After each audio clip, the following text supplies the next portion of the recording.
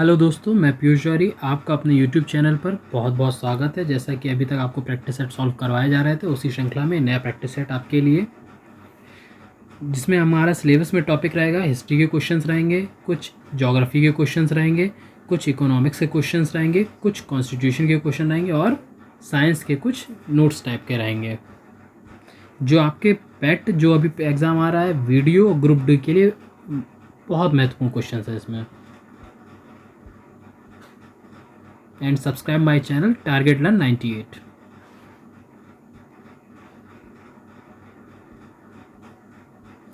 पहला क्वेश्चन हमारा ये है, निम्न में से कौन है जिसका नाम देवनामी प्रियदर्शी था? राजा अशोक, राजा चंद्रगुप्त, गौतम बुद्ध या भगवान महावीर? इसका राइट आंसर होगा राजा अशोक, जिन्हें देवनाम प्रिय तथा देवनाम प्रियदर्शी आदि उपाधियों से भी संबोधित किया गया है। पुराणों में से अशोक वर्धन भी कहा गया है। क्या कहा गया पुराणों में? अशोक वर्धन।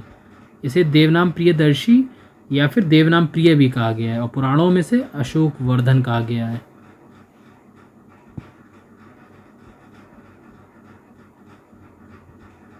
कलिंग युद्ध के बाद निम्न में से किसने महाराज अशोक के रूपांतरण को दर्ज किया? Rock edict second, rock edict fourth, rock edict 6 या रॉक एडिक्ट 13? इसका the right answer is rock edict 13। अर्थात 13वें शिलालेख से कलिंग युद्ध के साक्ष्य मिले हैं। जो अशोक महाराज अशोक के जो कलिंग युद्ध है वो किससे मिले? 13वें शिलालेख से।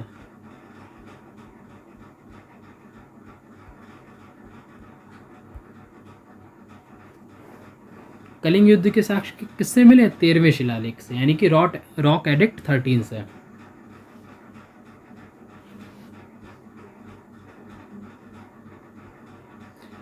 अशोक के शिलालेख किस लिपि में खुदे हुए हैं? मगधी में, ब्राह्मी में, पाली में या देवनागरी लिपि में? अशोक के शिलालेख खुदे हैं ब्राह्मी लिपि में। मुख्यतः आपको दो ऐसे मिल जाएंगे जो किसमें मिले? खरोष्टी में। एक है शाहबाजगढ़ी,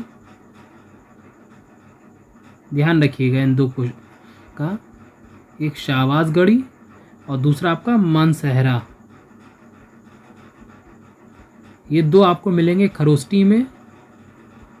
अगर ये दो नाम लेके पूछा जाए तो ध्यान रखिए खरोष्टी लिपि में।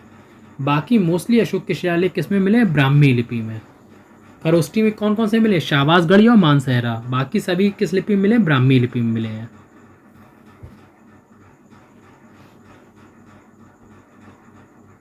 निम्न में से किसने कब पहली बार अशोक के शिलालेखों का अर्थ स्पष्ट किया था? कि जो अशोक के शिलालेख मिले उसका कब और किसने पहली बार अर्थ स्पष्ट किया? 1810 में हेरी स्मिथ ने, 1787 में जॉन टावर ने, 1825 में चार्ल्स मेटकॉफ ने या 1837 में जेम्स प्रिंसेप ने? इसका राइट आंसर होगा 1837 में जेम्स प्रिंसेप ने अशोक के शिलालेख को पढ़ा और उसके अर्थ को समझाया। और खोजा किसने था? सबसे पहले खोजा था स्टीफन थेलर ने। अशोक के शिलालेख खोजे थे स्टीफन थेलर ने, पर ये इसको पढ़ नहीं पाए थे, इसका अर्थ नहीं समझ पाए थे। कब खोजा था? 1750 में। सर्वप्रथम खोजा गया स्टीफन थेलर द्वारा 1750 में, उसका अर्थ पढ़ा गया जेम्स प्रिंसेप द्वारा 1837 में। खोजा स्टीफन थेलर ने और अर्थ पढ़ा जेम्स प्रिंसेप ने अशोक के शिलालेख को। किस प्रसिद्ध शासक को शिलालेखों का जनक कहा जाता था? समुद्रगुप्त को, अशोक को, चंद्रगुप्त मौर्य को या कनिष्क को? अशोक को शिलालेखों का जनक कहा जाता था। अभी हमारे ज्योग्राफी के क्वेश्चंस हैं। लोनार झील कहाँ स्थित है? तमिलनाडु में, केरल में, महाराष्ट्र में या गुजरात में? तमिलनाडु लोनार झील स्थित है महाराष्ट्र में। ये महाराष्ट्र के बुलडाणा जिले में स्थित है। और कौन सी? खारे पानी की झील है। लोनार झील कैसी है? खारे पानी की झील। कहाँ स्थित है? महाराष्ट्र में स्थित है। भारत का कुल कितना भौगोलिक क्षेत्र वन भूमि है? 21.67%, 23.5%, 26.4%, 28.7%। कितना भौगोलिक क्षेत्र वन भूमि है? 21.6%, 67%। भागीरथी और अलकनंदा के संगम पर स्थित है रुद्रप्रयाग, देवप्रयाग, विष्णुप्रयाग या कर्णप्रयाग। जहाँ भागीरथी और अलकनंदा मिलती हैं उसके संगम को क्या कहते हैं?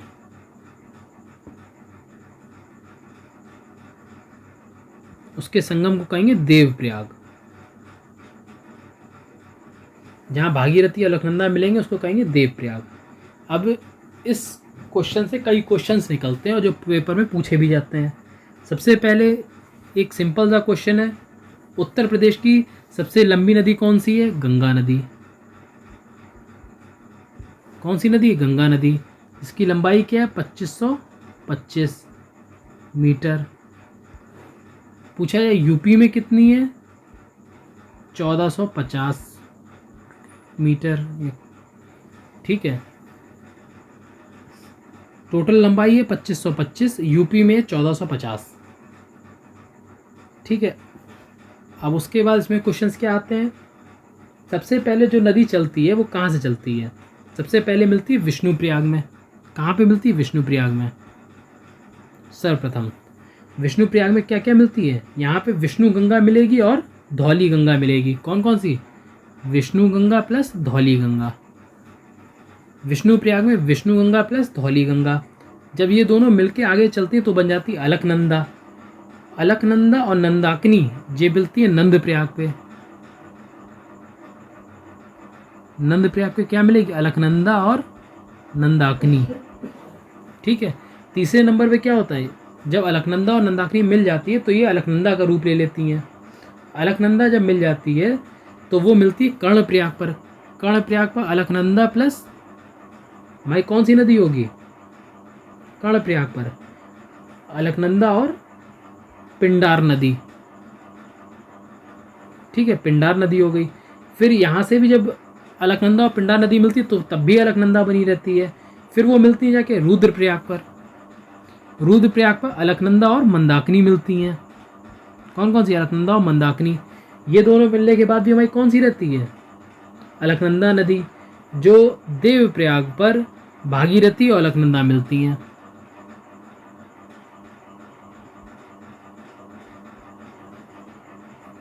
अब देखो सबसे पहले कहाँ पे मिलती है? विष्णुप्रयाग पर। कौन कौन सी? धौली गंगा मिलेगी और विष्णु गंगा मिलेगी। कौन कौन? धौली गंगा और विष्णु गंगा। सबसे पहले विष्णुप्रयाग पर धौली गंगा और विष्णु गंगा मिलती हैं। फिर यही जब विष्णु गंगा धौली गंगा मिल जाती है ये अलकनंदा का रूप ले लेती हैं। फिर वो मिलती है नंदप्रयाग पर। नंदप्रयाग पर जब मिलेंगी तो क्या होता है? अलकनंदा तो बन के आई होती है, दूसरी आती है नंद देवी, नंदाकिनी।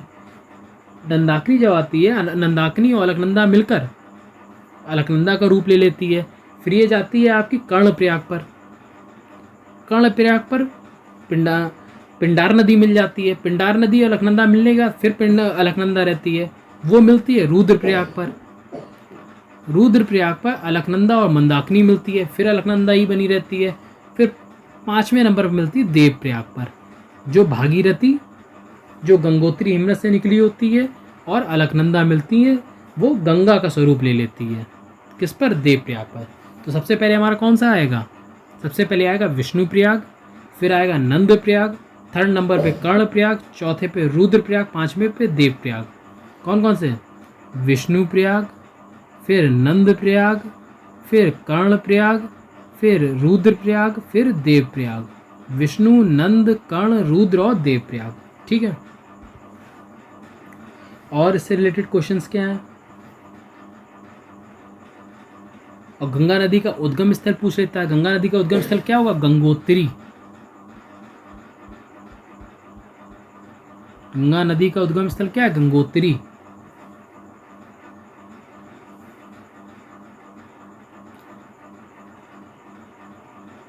और ये किस मैदानी क्षेत्र से प्रवेश करती है? ये हरिद्वार से मैदानी क्षेत्र में प्रवेश करती है। और यूपी में किस जिले से प्रवेश करती है? बिजनौर से। यूपी में कहाँ से प्रवेश करती है? बिजनौर से। गंगा का उद्गम स्थल या भागीरथी नदी का उद्गम स्थल गंगोत्री, और मैदानी क्षेत्र से प्रयास करती है हरिद्वार, और यूपी में किस जिले से प्रवेश करती है? बिजनौर। ठीक है। अब क्या क्या क्वेश्चन इसके बताए थे हमने? सबसे पहले क्या होता है? सबसे पहले विष्णुप्रयाग। विष्णुप्रयाग में कहाँ से? विष्णुप्रयाग नाम से लग रहा है, एक विष्णु नदी होगी, दूसरी धौलीगंगा होगी, ये दोनों मिल जाती हैं, अलकनंदा का रूप ले लेती हैं। याद रखिएगा, मेन जो है हमारा अलकनंदा। ये 4-5 आपके जितने प्रयाग है उसमें अलकनंदा ही चल रहा है। विष्णुप्रयाग फर्स्ट नंबर पर, जो विष्णुप्रयाग पर क्या होता है? विष्णु गंगा और धौलीगंगा मिलती है। सेकंड पे आता है हमारा नंदप्रयाग, जहाँ पे क्या होगी? नंदाकिनी और अलकनंदा मिलती हैं। और थर्ड पे हमारा क्या आएगा? कर्णप्रयाग, जहाँ पर अलकनंदा और पिंडार नदी होती है। चौथे पे आएगा हमारा रुद्रप्रयाग, जहाँ पर अलकनंदा और मंदाकिनी होती है। 5वें पे आएगा हमारा अलकनंदा और भागीरथी। इसके बाद गंगा नदी बन जाती है। ठीक है, ध्यान रखिएगा, गंगा के प्रवाह तंत्र से कई क्वेश्चंस पूछे जाते हैं, हर पेपर में पूछे जाते हैं। दो नदियों के बीच उपजाऊ भूमि को कहते हैं जल सांभर, जल विभाजन, दोआब या Terai? The right answer is Doab.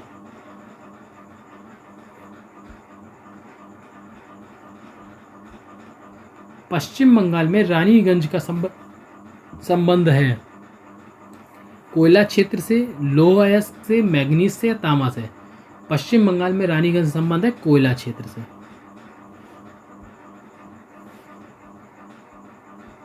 और हमारा नया सब्जेक्ट है इकोनॉमी। किसान क्रेडिट कार्ड योजना, इसमें जितनी मोस्टली मेन जो योजनाएं हैं जो हमारे देश की ग्रोथ में जो लगी हैं उनको जरूर ध्यान रखिएगा। जैसे कि किसान क्रेडिट योजना तो 2004 से 2005 में, 2000 से 2001 में, 1998 से 1999 में, 1995 से 1996 में। द राइट आंसर इज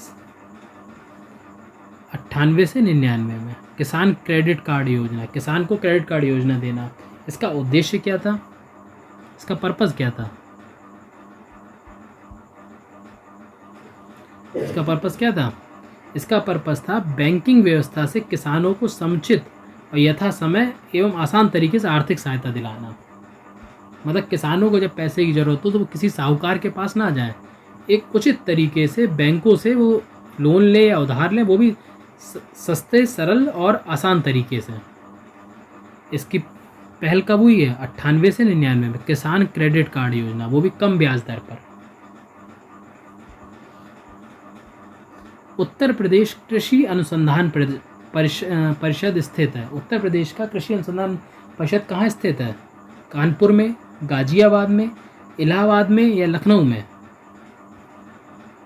स्थित है लखनऊ में कृषि अनुसंधान परिषद। इसकी स्थापना कब करी गई? 1989 में कृषि अनुसंधान परिषद की। उत्तर प्रदेश में कहाँ स्थित है? लखनऊ में। इसकी स्थापना करी गई 1989 में। मेक इन इंडिया कार्यक्रम कब आरंभ किया गया? नवंबर 2012 में, सितंबर 2014 में, जनवरी 2014 में या सितंबर 2016 में? मेक इन इंडिया कार्यक्रम सबसे पहली चीज़ ये चालू किया गया 2014 में। अब बात आती है इसमें 2 मंथ दिए गए, सितंबर 2014 या जनवरी 2014। तो जो मेक इन इंडिया कार्यक्रम है वो चालू किया गया सितंबर 2014 में, सितंबर 2014 में। और किसके द्वारा चालू करी गई है? ये किसके कार्यकाल में? तो पीएम नरेंद्र मोदी के द्वारा। किसके द्वारा चालू करी मेक इन इंडिया कार्यक्रम? नरेंद्र मोदी के द्वारा। कब? सितंबर 2014 में। भारत का योजना आयोग है एक स्वायत्त शासी संस्था, एक सलाहकार संस्था, एक संवैधानिक संस्था या एक वैध संस्था? भारत का योजना आयोग क्या है? योजना आयोग एक सलाहकार संस्था है। कैसी संस्था है योजना आयोग? एक सलाहकार संस्था है। ये भी मोस्ट इम्पॉर्टेंट क्वेश्चन है, ध्यान रखिएगा इसका, कि भारत का योजना आयोग क्या है? एक सलाहकार संस्था। अब इसका गठन कब हुआ? केंद्रीय मंत्रिमंडल के प्रस्ताव पर 15 मार्च 1950 को। भारत का योजना आयोग की गठन कब हुआ? 15 मार्च 1950 को। और इसके अध्यक्ष कौन होते हैं? भारत के प्रधानमंत्री। जो भी वर्तमान में प्रधानमंत्री होंगे वो इसके कौन कहलाएंगे? अध्यक्ष। प्रेजेंट टाइम में कौन है? नरेंद्र मोदी। परंतु इस योजना आयोग को वर्तमान में नीति आयोग कहते हैं। कौन सा आयोग कहते हैं? नीति आयोग। इसकी स्थापना कब हुई? 1 जनवरी 2015 को। अध्यक्ष कौन है? नरेंद्र मोदी है। उपाध्यक्ष कौन है?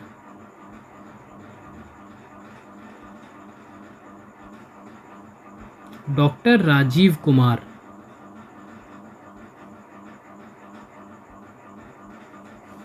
अब देखिए एक क्वेश्चन से कितने क्वेश्चन निकल के आए। योजना आयोग क्या है? एक सलाहकार संस्था है, की सलाह देने वाली संस्था। योजना आयोग क्या है? एक सलाहकार संस्था है जिसकी स्थापना कब हुई? 15 मार्च 1950 को। कब हुई? 15 मार्च 1950 को। इसका अध्यक्ष कौन होता है? वर्तमान प्रधानमंत्री। परंतु इस योजना आयोग को वर्तमान में क्या कहा गया है? इस योजना आयोग को वर्तमान में नीति आयोग कहा गया है। इसका नाम बदल कर क्या कर दिया गया? नीति आयोग कर दिया गया, जिसकी स्थापना कब करी गई है? 1 जनवरी 2015 को। और इसके उपाध्यक्ष कौन है? राजीव कुमार, डॉक्टर राजीव कुमार। योजना आयोग क्या है? एक सलाहकार संस्था है जिसकी स्थापना 15 मार्च 1950 को की गई। अगर डेट नहीं भी याद रहती तो सन को थोड़ा सा माइंड में रखिएगा कि योजना आयोग की स्थापना कब करी गई? 1950 में। अध्यक्ष कौन होता है? प्रधानमंत्री, जिसका इस समय रूप चेंज करके क्या कर दिया गया? नीति आयोग बना दिया गया, जिसकी स्थापना 1 जनवरी 2015 को करी। अब देखिए योजना आयोग क्या है? एक सलाहकार संस्था है। कौन सी संस्था है? एक सलाहकार संस्था है। इसकी स्थापना कब करी गई थी? 15 मार्च 1950 को। जिसका अध्यक्ष कौन होता है? प्रधानमंत्री नरेंद्र मोदी। वर्तमान में इसका रूप चेंज करके क्या कर दिया गया? नीति आयोग बना दिया गया है। नीति आयोग के अध्यक्ष कौन होते हैं? ये भी प्रधानमंत्री होते हैं। स्थापना कब करी गई इसकी? नीति आयोग 1 जनवरी 2014 को, 2015 को सॉरी। स्थापना कब करी गई? 1 जनवरी 2015 को। उपाध्यक्ष कौन है? Doctor Rajiv Kumar. Next question है, नीति आयोग का सीईओ कौन है? जो नीति आयोग बना, कब बना? 1 जनवरी 2015 को। किसकी जगह बना? योजना आयोग की जगह। कैसी संस्था है वो? एक सलाहकार संस्था है। तो नीति आयोग के अध्यक्ष हैं अमिताभ कांत, SS मुद्रा, सोनिया दास या नरेंद्र मोदी। सीईओ हैं इसके अमिताभ कांत। और उपाध्यक्ष हैं डॉक्टर सुमन बेरी। कौन है? सुमन बेरी। नीति आयोग की स्थापना 1 जनवरी 2015। सीईओ अमिताभ कांत दास और उपाध्यक्ष है सुमन बेरी।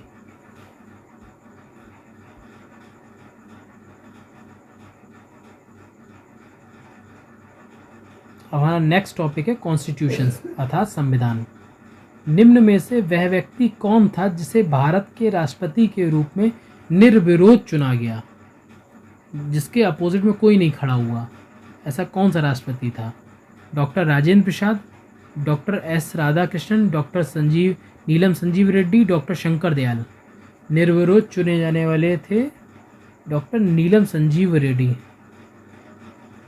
ये 6वें राष्ट्रपति थे। कौन से नंबर के? 6वें। जो निर्विरोध चुने गए थे कौन? नीलम संजीव रेड्डी 6वें राष्ट्रपति थे। राज्यसभा की न्यूनतम आयु कितनी होती है? 25 वर्ष, 21 वर्ष, 30 वर्ष या 35 वर्ष?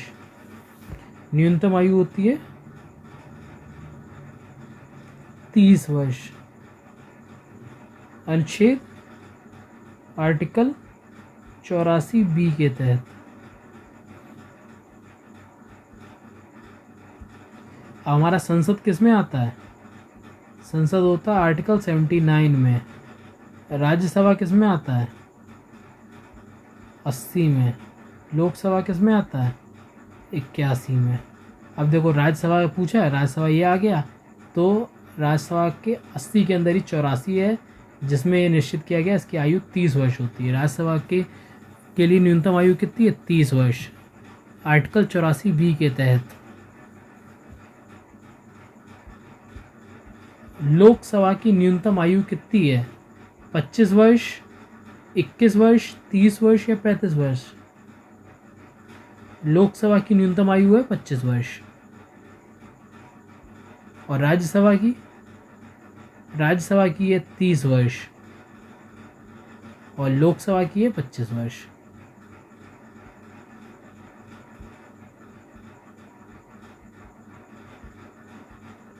लोकसभा में किस विधेयक को धन विधेयक के रूप में प्रमाणित कौन करता है? किसी भी विधेयक को धन विधेयक के रूप में प्रमाणित कौन करता है लोकसभा में? राष्ट्रपति, वित्त विधेयक, प्रधानमंत्री या अध्यक्ष?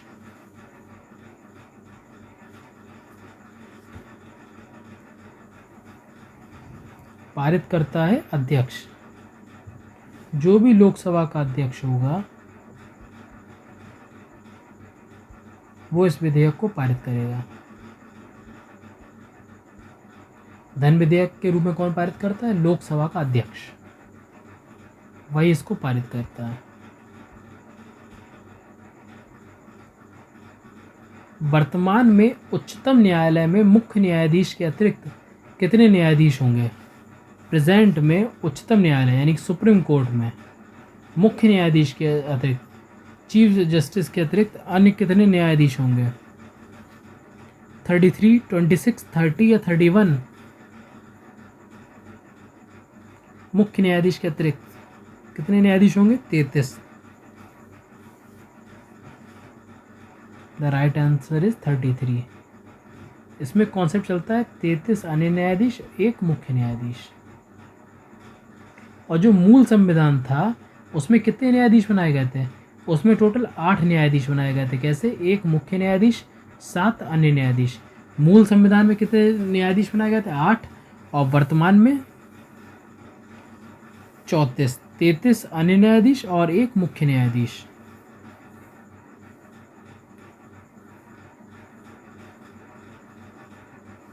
किस आर्टिकल के तहत? आर्टिकल 124 के तहत।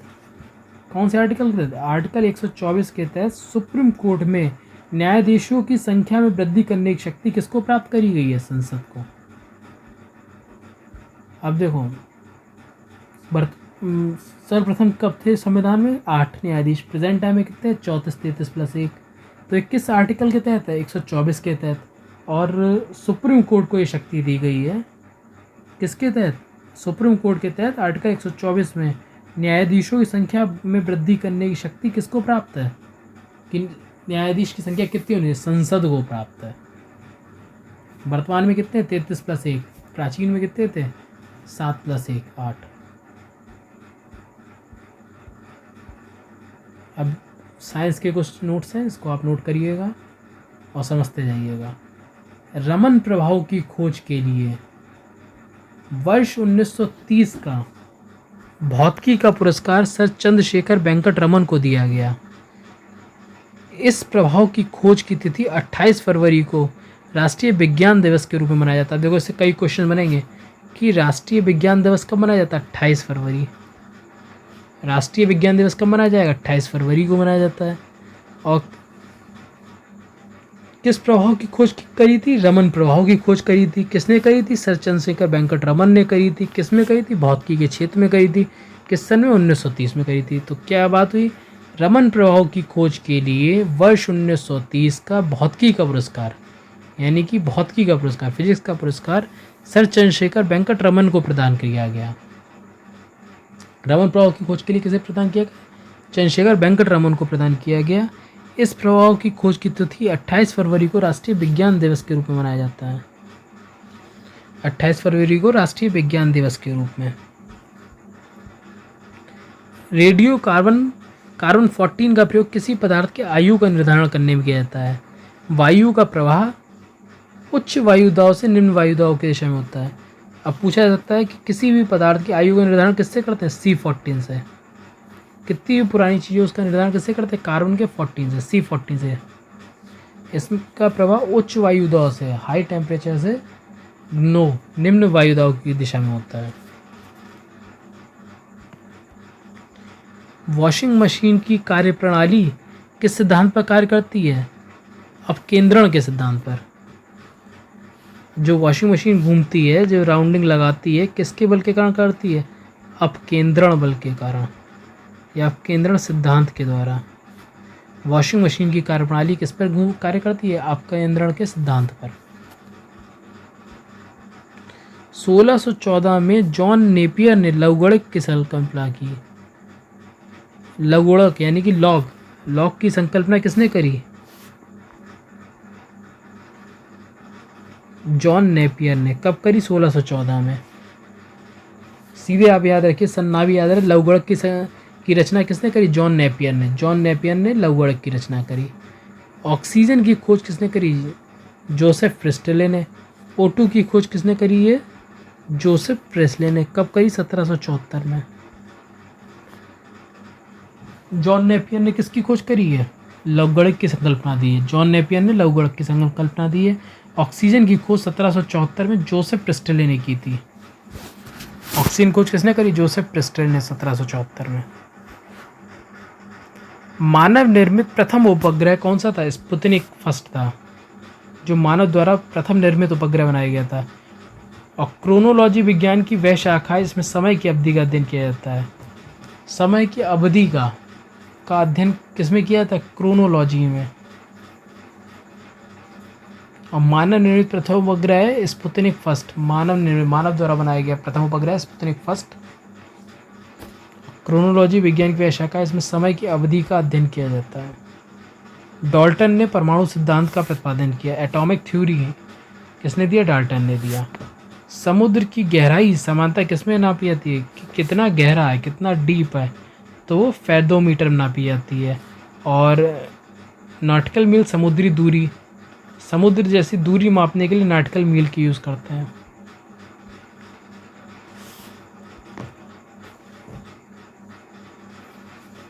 एटॉमिक थ्योरी दी है डाल्टन ने। और गहराई नापते हैं फैथोमीटर में, और समुद्री दूरी नापते हैं नॉटिकल मील में। नॉटिकल मील में कौन सी वो करते हैं? समुद्री दूरी। नॉटिकल मील में समुद्री दूरी। समुद्र की गहराई समानता फैथोमीटर में, गहराई जो है समुद्र की समानता फैथोमीटर में नापते हैं। और नॉटिकल मील समुद्री दूरी मापने की इकाई है। पृथ्वी के नज़दीक वायुमंडल की सबसे निचली परत क्षोभमंडल है। जो पृथ्वी के सबसे निकट कौन सी परत पाई जाती है? क्षोभमंडल पाई जाती है। प्रथम अंतरिक्ष यात्री कौन थे? यूरी गागरिन थे। 12 अप्रैल 1961 को विस्फोट स्पेसक्राफ्ट से अंतरिक्ष में गए। कौन से स्पेसक्राफ्ट से? बोस्टक स्पेसक्राफ्ट से। कब गए? 12 अप्रैल 1961 को। कौन से स्पेसक्राफ्ट से? बोस्टोक स्पेसक्राफ्ट से अंतरिक्ष गए। अंतरिक्ष में 1 घंटा 48 मिनट तक रुके। अब पूछा जाता है ऐसा कौन व्यक्ति था जो अंतरिक्ष में 1 घंटा 48 मिनट में सबसे प्रथम रहा था? यूरी गागरिन रही थी, जिसकी पुष्टि इन्होंने 12 अप्रैल 1961 को बोस्टक स्पेसक्राफ्ट से अंतरिक्ष भेजे गए।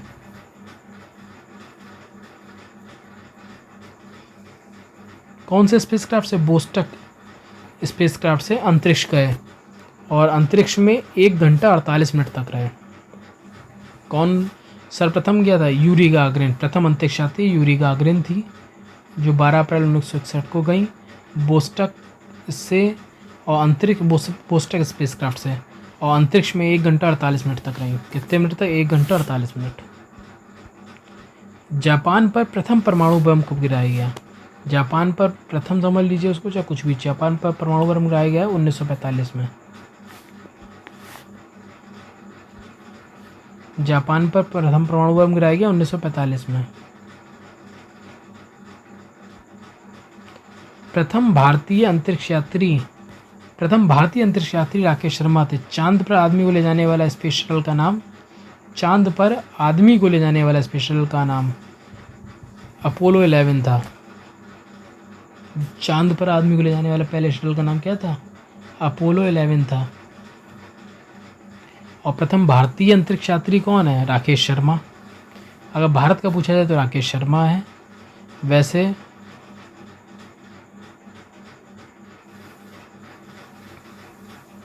और उस स्पेस शटल का नाम क्या रखा गया? अपोलो 11।